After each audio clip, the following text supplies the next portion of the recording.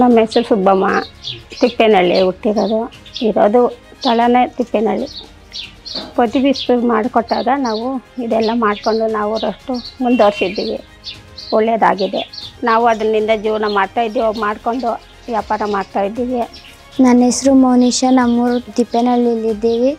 ನಾವು ಮಡಿಕೆ ವ್ಯಾಪಾರ ಮಾಡ್ತಾಯಿದ್ರಿ. ನಮಗೆ ಲೋನ್ ಬೇಕಾಗಿತ್ತು, ಅಪ್ಲೈ ಮಾಡಿದ್ರಿ, ಆಗಿಲ್ಲ. 4-5 ಸಲ ಮಾಡಿದ್ರಿ, ಆಗಿಲ್ಲ. ಕಾಂಗ್ರೆಸ್ ಗೆದ್ಮೇಲೆ, ಪ್ರದೀಪ್ ಈಶ್ವರ್ ಸರ್ ಗೆದ್ಮೇಲೆ ಅಪ್ಲೈ ಮಾಡಿದ್ರಿ. ಸರ್ ಬೇಗ ಮಾಡಿಕೊಟ್ರು. ಪ್ರದೀಪ್ ಈಶ್ವರ್ ಸರ್ ಕಡೆಯಿಂದ ತುಂಬ ಹೆಲ್ಪ್ ಆಗಿದೆ. ಬಡವ್ರ ಕಡೆಯೇ ಇದ್ದಾರೆ. ಫಸ್ಟ್ ತುಂಬ ಕಷ್ಟ ಆಗಿತ್ತು. ಇವಾಗ ಪ್ರದೀಪ್ ಈಶ್ವರ್ ಸರ್ ಬಂದಮೇಲೆ ಇವಾಗ ಸ್ವಲ್ಪ ಕಷ್ಟ ಕಮ್ಮಿ ಆಗೈತೆ.